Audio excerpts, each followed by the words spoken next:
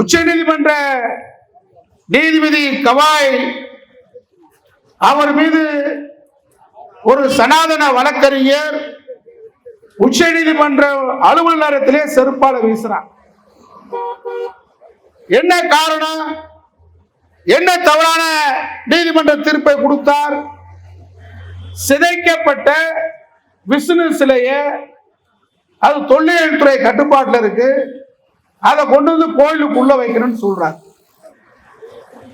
அப்ப நீதிமன்றத்தில் இதுக்கு அதிகாரம் இல்லை, தொல்லியல் துறையை கட்டுப்படுத்துகின்ற அதிகாரம் இல்லை. நீ விஷ்ணுவை நம்புறீல, அந்த விஷ்ணுடைய காப்பாற்றுவார், முறையிடுன்னு சொல்றாங்க. இதுல என்ன தப்பு இருக்கு?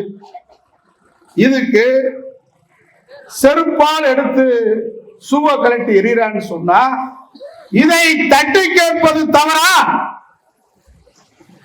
இங்க எங்கன்னா நடக்குது? RSS சங் பரிவார் கூட்டம், சனாதன கூட்டம் 100 ஆண்டுகள் தோத்துட்டான் தமிழ்நாட்டில். திராவிட கருத்தியல் அயோத்திதாசர் பண்டிதர், இரட்டைமலை சீனிவாசன் காலத்திலிருந்து திராவிடம், இந்த திராவிட கருத்தியல் இருக்கு. அதை பெரியார் முன்னெடுத்தார், அண்ணா முன்னெடுத்தார், கலைஞர் முன்னெடுத்தார், தளபதி ஸ்டாலின் முன்னெடுக்கிறார். இன்றைக்கு இந்தியாவிலேயே ஒரு தலித் தலைவர் சனாதனத்தை எதிர்க்கிறார் என்று சொன்னால் நம்முடைய திருமா. அது மாதிரி உச்ச நீதிமன்ற நீதிபதி சுதந்திரம் அடைந்த இந்தியாவில் சாதாரணமா அந்த இடத்துக்கு வர முடியாது. அவரை எப்படி பார்க்கிறான்னு கேட்டா, அவர் அறிவு திறமையை, கவாயுடைய அறிவு திறமையை, ஆற்றலை பார்க்கல. அவரை ஒரு சாதாரணமா எஸ்சி, உச்ச நீதிமன்றத்துடைய தலைமை நீதிபதி, அவரை எஸ்சின்னு பார்க்கிறான், ஒரு பூழல் போட்ட பார்ப்பான். அப்ப எவ்வளவு திமிரு, எவ்வளவு அகம்பாவிதம்! அவர் பதவி பிரமாணம் எடுத்து சொந்த மாநிலம் மும்பைக்கு போறாரு. ஒரு உச்ச நீதிமன்ற நீதிபதி மும்பைக்கு போகிறார். அந்த மாநில முதலமைச்சர், துணை முதல்வர், அமைச்சர்கள் யாரும் அதை வரவேற்கல. நீ உச்ச நீதிமன்ற நீதிபதியா இருக்கலாம், ஆனா நீ ஒரு எஸ்சின்னு கருதுறான். அவர் சொந்த ஒரு நாக்பூருக்கு கோயிலுக்கு போறாரு.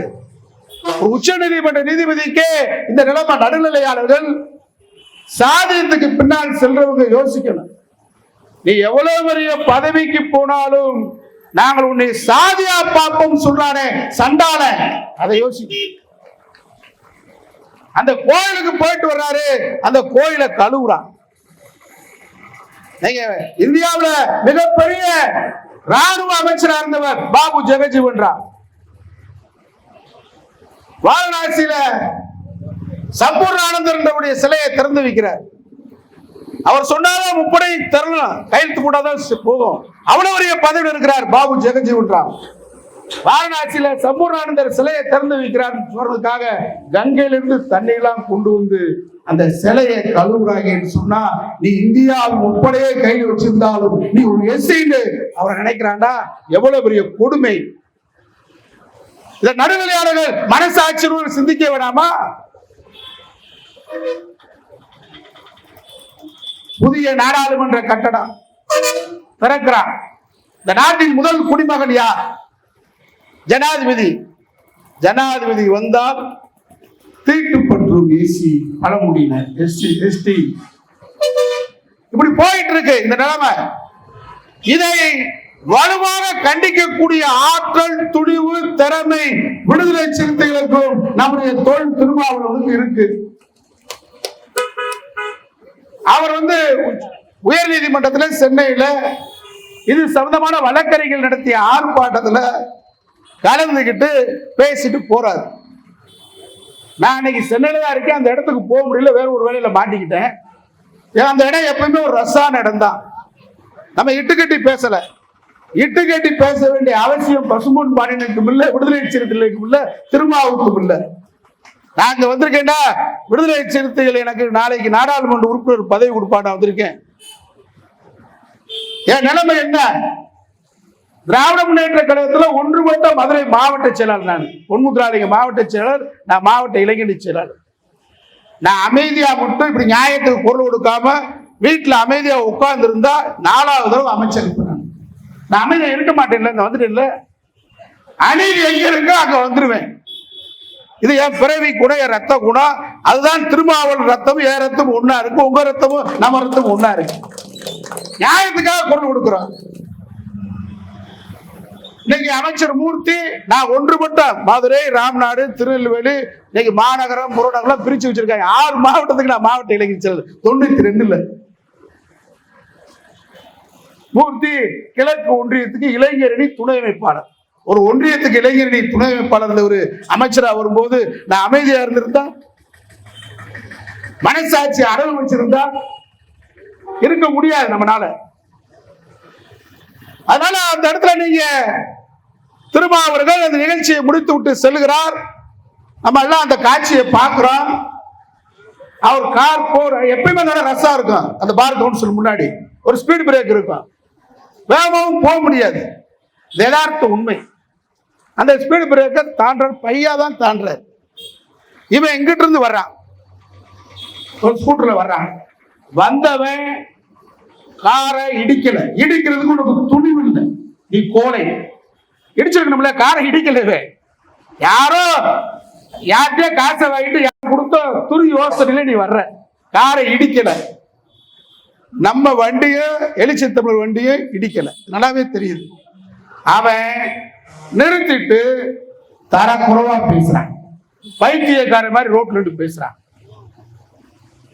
அப்பயும் அவர் பொறுமையா இருக்காரு. திரும்ப கூட பழைய இருக்கும். நான் மதுரையில சட்டக்கல்லூரி மாணவராக இருக்கிற காலத்திலிருந்து நம்ம ஊர் சேரியில உழவே நம்ம எல்லாரும் அவர் கூட இருக்கும்போது அன்பு வச்சதுக்கு வருவாரு. நான் அப்ப இருந்து நான் அவரை பார்த்துக்கிட்டு இருக்கிறேன். அதிர்ந்து பேசாத தலைவர், பண்புமிக்க தலைவர், ஜனநாயகத்தின் மாண்பை காக்கின்ற தலைவர். அவர் அந்த இடத்துல பின்னாடி இருக்கிற மூளை கூப்பிட்டு அவருக்கு இருக்கக்கூடிய செக்யூரிட்டியை கூப்பிட்டு விலக சொல்றாரு, போக சொல்றாரு. ஆனா அந்த ஸ்கூட்டருக்கு முன்னாடியும் அன்னைக்கு பாருங்க அந்த ரோட்ல எதுவுமே டிராபிக் இல்ல, போயிருக்கலாம் அவன். ஆனா திட்டமிட்டு அந்த இடத்துல வந்து தரக்குறைவா பேசுறான். அவனை முன்ன யாருக்கும் தெரியாது, அவன் என்ன ஜாதி எந்த ஊருன்னு தெரியாது. நம்ம ஊர்ல லெட்டர் பேர்டு கட்சிக்கு ஒருத்தர் ஒன்றிய செயலாளர் இருப்பான், ஊர் செயலாளர் இருப்பான். என்னடா நீ முறைக்கிறேன்னு சொல்லி கொலையை பண்றான். நாடு போற்றுகின்ற தலைவன் இந்திய நாடாளுமன்றத்தில் எழுந்து பேசினால் சிங்கமென கட்சிக்கின்ற தலைவனை பார்த்து முறைக்கிறான்டா. எண்ணி அதே இடத்துல என்ன யோசித்து பாருங்க. திரும்ப மாதிரி நான் வந்திருப்பேனா, நான் யாரும் எதிர்பார்த்திருக்க மாட்டேன், அவனை வெட்டிருப்பேன். நடக்குமா நடக்காதா? எவ்வளவு பண்புமிக்க தலைவன். உடனே நம்முடைய இந்த சமூகத்தை நாங்க பார்த்திருக்கோம். 20 வருஷம் 25 திருமாவுக்கு முன்னி திருமாவுக்கு பிந்தின்னு பார்ப்போம். நாங்களாம் திராவிட இயக்கத்துல இருந்தோம். பெரியார் அண்ணா கொள்கை ஏற்று சேரிகளில் நாங்கள் எங்கள் இயக்கம் நாங்களாம் அங்கதான் வளர்ந்தோம். எங்களுக்கு பெரியாரும் திராவிடம் கத்து கொடுத்துச்சு. ஆனால் திருமாவளத்துக்கு பின்னாடிதான் தலை நிமிர்ந்து சிறுத்தைகள் தெருவில் நடக்கிறார்கள். அந்த கோபம் தானே உங்களுக்கு? வேற என்ன கோபம்? பூரா கோடீஸ்வரன் ஆயிட்டாங்க. இல்ல, இன்னைக்கும் பாட்டாளி உழைப்பாளி. நீ உங்களை வந்து இந்த ஜாதி எங்க மண்ணோடும் எங்க வயலோடும் வாழ்வோடும் எங்கள் ரத்தத்தோடும் கலந்த உறவல்லவா நீங்க? மறக்க முடியுமா? தென் மாவட்டத்தில் முத்துராமலிங்க தேவருக்கு பாட்டு எழுதி இன்னைக்கு வரைக்கும் பாடிக்கிட்டு இருக்கிறது யாருப்பா? இந்த ராஜீவ் காந்திக்காக நாங்க தேவன் போயே எவனா ஒருத்தர் பாட்டு பிடிச்சிருப்பேட, பாட்டு எழுதிருப்பியா? இன்னைக்கு நம்ம ஆளுதான் பாடுறான். நம்ம ஆளுதான் மேடையில கிராமத்துல ஊர்ல ஒரு கேத வீட்டை கொண்டு முத்துராமலிங்க ஒரு பாட்டை பாடுறவன் யாரு? நீ அவனை போய் எதிரியாக்க பாக்குறிய. தேவர் ஒரு தாலுகா தலைவர், அவரு தேசிய தலைவர்லன்னு சொல்ற அவர்கிட்ட அவனை எதுக்கு? ஏய், ராஜீவ் காந்திக்காக போறவன் தேவரை ஒருத்தர் நடு ரோட்ல உட்கார்ந்து பேசிட்டு இருக்கான் 2 மாசமா. அவன் ஒருத்தர் கூட நிற்கிறான், அவனை கேட்கறதுக்கு துப்பு இல்ல. காரணம், அவன் அருவானுடைய வெட்டும் கருதுறாய். விடுதலை சிறுத்தைகள் திருமாவளவனுக்கு கட்டுப்பட்டு இருக்கிறாங்க. திருமாவளவனுக்கு கட்டுப்பட்டு இருக்கிற கொள்கை கூட்டமா இருக்கு. அதனால நீங்க சீண்டி பார்க்காதீங்க. யார்கிட்ட காசை வாங்கிட்டு நாடு உங்க பின்னாடி இல்ல. நான் உங்களுக்கு ஒரு தெளிவான கருத்தை சொல்றேன். நாங்களாம் அமெரிக்கால இருந்து வரல, வேறு கிரகத்திலிருந்து வரல, மக்களோட மக்களா இருக்கோம். இவங்க சாதி சாயம் நம்முடைய திருமாவுக்கும் விடுதலை சிறுத்தைகளுக்கும் பூச பாக்குறாங்க. நிச்சயமாக நடக்காது, ஒருபோதும் நாங்கள் அனுமதிக்க மாட்டோம். இதுக்கு என்னடா 10 நிமிஷத்துல ஊடகங்கள் இருக்காங்க, அவங்க அதை படம் எடுக்கல. காரணம் அந்த அளவுக்கு பெரிய விஷயமா கருதல. ஆனா அவருக்கு முன்னாடி யாரோ இந்த காட்சியை ஒருத்தன் எடுத்து ஆட்டுப்புழுக்கு அண்ணாமலையிட்ட கொடுக்குறான். அவன் எல்லா தொலைக்காட்சியிலும், குறிப்பா பாலிமர் தொலைக்காட்சியில போடுறான். சாதி சாயம் பூசுறீங்களே, மனசாட்சி வேணாமா? 27% இடஒதுக்கீடு மண்டல் கமிஷன் அறிக்கை VP சிங் பிரதமரா இருக்கும் போது கலைஞர் பரிந்துரை செய்தார். பிற்படுத்தப்பட்ட மக்களுக்கு அன்றைக்கு இந்த இடஒதுக்கீடு கூடாது என்று போராடுவன் யார்? திரும்ப வரவேற்றார். மருத்துவ கல்லூரியில பிற்படுத்தப்பட்ட மக்களுக்கான இடஒதுக்கீடு ஒன்றிய அரசு திருட்டுத்தனமா ஒழிச்சு வச்சிருந்தான். தன் சக நாடாளுமன்ற உறுப்பினர் ரவிக்குமார கூட்டு போய், உங்களுக்கு இல்ல எங்களுக்கு, யார் சமத்துவ தலைவன் திருமா போராடி மருத்துவ கல்லூரி இடஒதுக்கீடு பிற்படுத்தப்பட்ட மக்களுக்கு வாங்கி கொடுத்தார். நீ அவரை சாய பூச பாக்குறிய, எடுக்குமா? இனிமே அவர் தாண்டி வர்றாரு. இந்தியாவில இன்னைக்கு தலித் அமைப்பு புறாங்க பாஜக காரி முழுகிட்டான், புலி தோண்டி புதைச்சிட்டான். திரும்ப நினைச்சா நாளைக்கு இந்திய நாட்டுடைய துணை பிரதமர் பேசுறான். ஆனா திரும்ப இந்த மக்களுக்காக தன்னையே மெழுகுவர்த்தியாக அர்ப்பணித்துக் கொள்கின்ற ஒரு தியாக தலைவனா இருக்காரு. திரும்ப என்று சொன்னாலும் இன்னைக்கு ஒரு தத்துவ தலைவனா மாறிட்டார். சனாதனத்தை எதிர்க்கக்கூடிய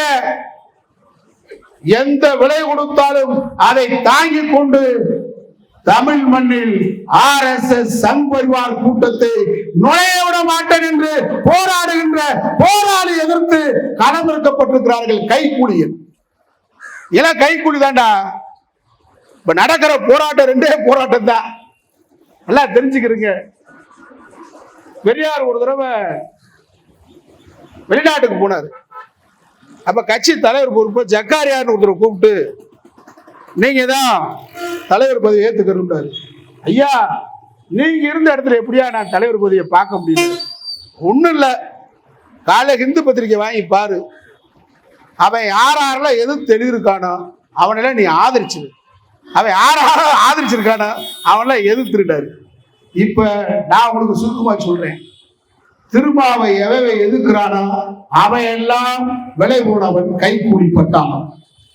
திருமாவை பசுமுன் பாண்டியன தளபதி ஸ்டாலின திராவிடத்தை எவையெல்லாம் எதிர்க்கிறானோ அவையெல்லாம் சாதியவாதி, அவையெல்லாம் மதவாதி, அவையெல்லாம் கைக்கூலிப்பட்டாலும்.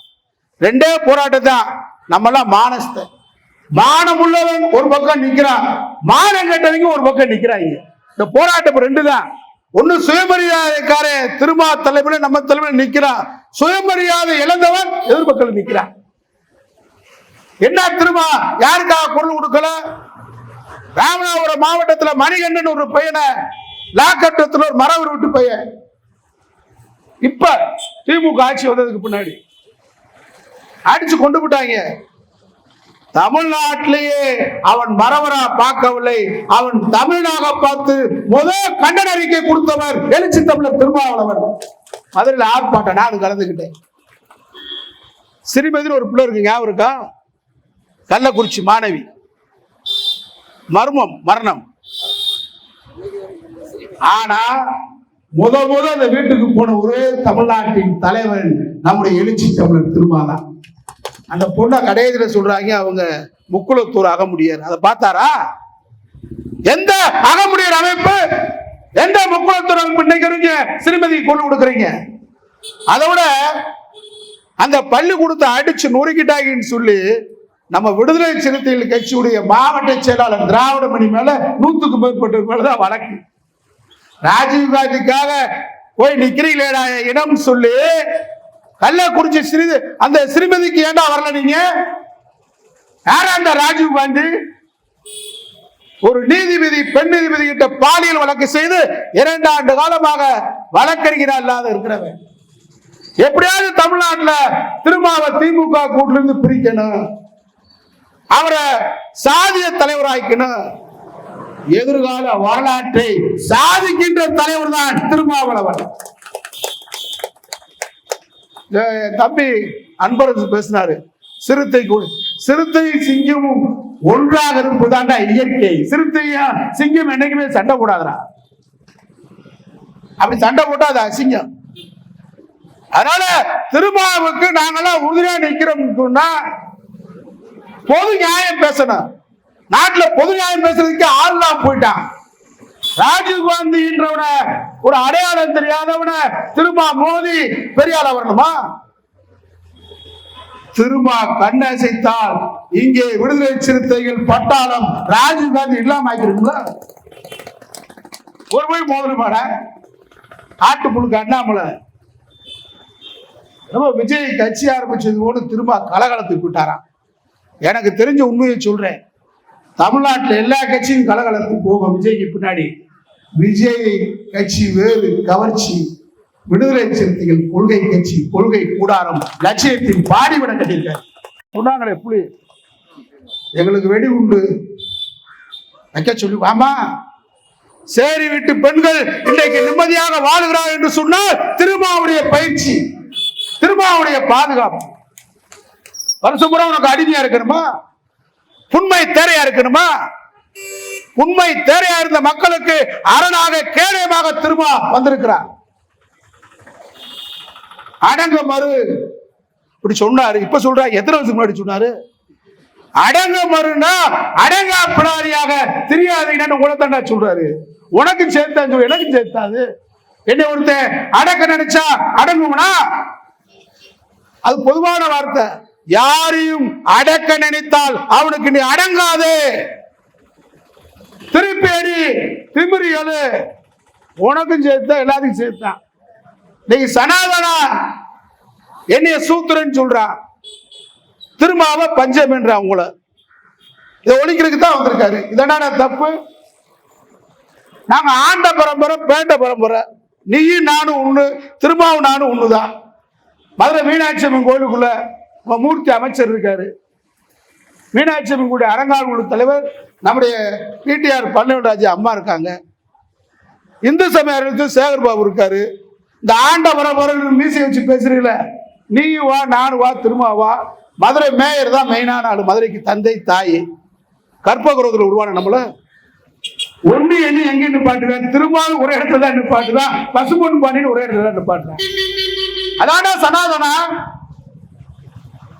என்னைய சூத்திரன் என்று சொன்னால் திருமாவை பஞ்சவன் என்று சொல்கிறான். இந்த சனாதனத்தை வேறொருப்பருக்கு திருமா இன்றைக்கு எந்த சமரசமும் இல்லாமல் போராடுகின்ற ஒரு ஒப்பற்ற போராட்டத்தின் தலைவராக திகழ்கிறார். அது தங்கி கொடுத்துக்கு பிடிக்கல.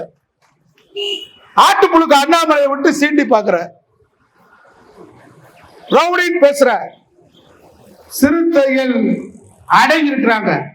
யாருக்கு யாருக்கு அடங்க மாட்டாங்க? இனிமே திருமா என்கின்ற அந்த மாபெரும் மனிதனுக்கு அடங்கி இருக்காங்க. இதே மாதிரி சிறுத்தைகள் அண்ணாமலை தமிழ்நாட்டுக்கு வந்து பாரு, திருமா லைட்டா கண்ணாசிக்கிட்டா வீட்டை விட்டு நீ வெளியே வர முடியும். ஆட்டுப்புழுக்கு அண்ணாமலை வர முடியுமா?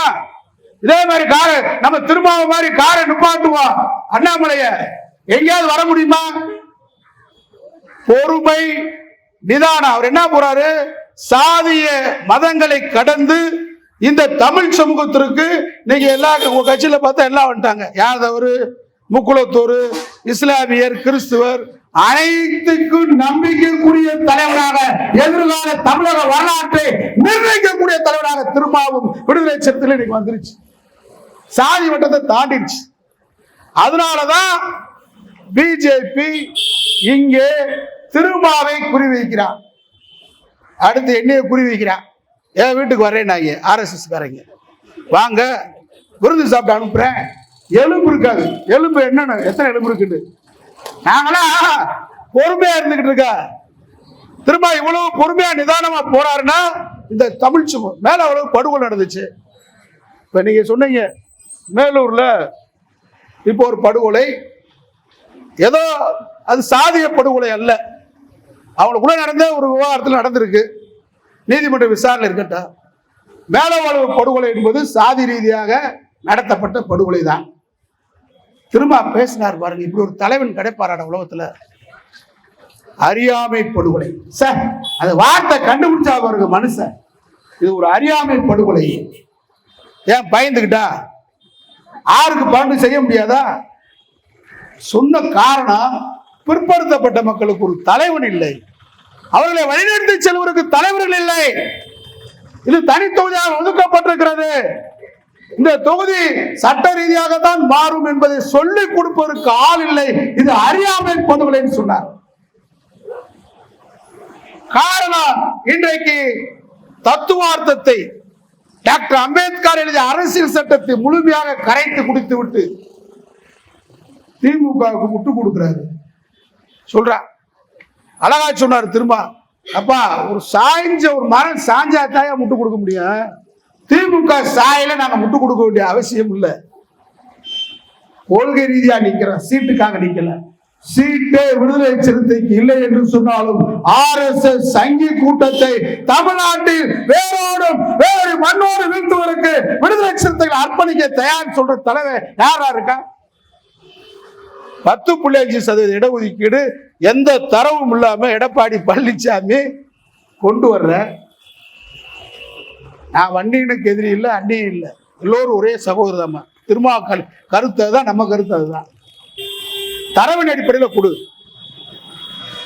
ஆனா அன்னைக்கு தமிழ்நாட்டிலே திரும்ப ஒருத்தர் தான் 10.5% இடஒதுக்கீடு தரவின் அடிப்படையில் கொடுக்க வேண்டும் என்று சொன்ன தலைவன் திரும்ப.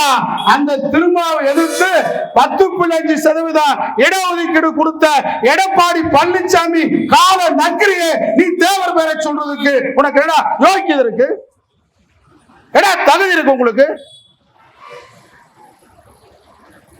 என்ன அடிப்படையில் போய் எடப்பாடி பழனிசாமி நிக்கிற? ஒரு மாசத்துக்கு முன்னாடி கடலூர்ல பிரச்சார பயணத்தில் எடப்பாடி பழனிசாமி பேசுறாரு, மீண்டும் ஆட்சிக்கு வந்தால் 10.5% இடஒதுக்கீடை கொடுப்பேன். எடுத்து பொருள் கொடுத்தீங்களா? யாராவது பேசுனீங்களா? 3 லட்சம் ரூபாய்க்கு 2 லட்சம் ரூபாய்க்கு எடப்பாடி போய் உட்கார்ந்து இருக்கீங்களே. முத்துராமலிங்க தேவருக்கு மதுரை விமானத்துக்கு பெயர் வைக்கப்படும், பாரத்னா விருது கொடுக்கப்படும் என்று சின்னாலப்பட்டியில் எடப்பாடி பேசுறாரு 10 நாளைக்கு முன்னாடி. முதல்ல கண்டன குரல் கொடுத்தது யார்? வேற சொல்ல விரும்பல. திரும்ப அமைதி காக்கிறார். அமைதி காத்த திருமாவை ஜாதிவாதின்னு சொல்றீங்க. எடப்பாடி பேசி அடுத்த நிமிடமே முத்துராமலிங்க தேவருக்கு விமானத்துக்கு பேர் வைக்க கூடாதுன்னு சொன்ன அந்த கபோதியுடன் கைகோர்த்து கொண்டு நாங்கள் திருமாவை ஜாதிவாதின்னு சொல்றீங்களா? எப்படி உங்களை நாடு ஒத்துக்கிறோம்? முக்குளத்தவங்க பின்னாடி திரளுவான், கூலிப்பட்டால் 2 பேரும் போவான், கைக்கூலி 2 பேரும் போவான். திருமா யார்? திருமாவை எதிர்ப்பவர் யார்? நாடு பார்க்கிறது. அதான் நாங்க வந்து நிக்கிற மேடையில் கலவரம் வரக்கூடாது, இனிமே ரத்த கயிறு தமிழகத்தில் ஏற்படக்கூடாது. நம்மளும் ஒரு தாய் வகுத்து பிள்ளைகள், ஒரே ரத்தம். இந்த ரத்தத்தை ரத்த அபிஷேகத்துல தான் பாஜக ஆட்சியில் உட்கார்றான். இங்கே அதை உருவாக்க வேண்டும் என்று சதிவலை பண்றான். அந்த சதிவலையை தெரிந்து கொண்டவர் திருமா, அதை அறிந்து கொண்டவர் பசும்பொன் பாண்டியன், அதை தெரிந்து கொண்ட இயக்கம் திராவிட இயக்கம், திராவிட முன்னேற்ற கழகம். அதனாலதான் 1000 சகிப்புத்தன்மைகளோடு முரண்பாடுகளோடு 2026 தேர்தல் சங்கிகளுக்கு சாவு மணி அடிப்பதற்கு நாம் தயாராக வேண்டும் என்று சங்கநாதம் விடுகிறார் திருமா. அந்த திருமாவை எதிர்த்து பல்வேறு இடையூறுகள் வரும். எத்தனை இடையூறுகள் வந்தாலும், எத்தனை அண்ணாமலை வந்தாலும், எத்தனை சாதியை வந்தாலும் தகர்த்தெறிவோம், உடைப்போம் என்று சொல்லி வாய்ப்புக்கு நன்றி சொல்லி விடைபெறுகின்றேன். வணக்கம்.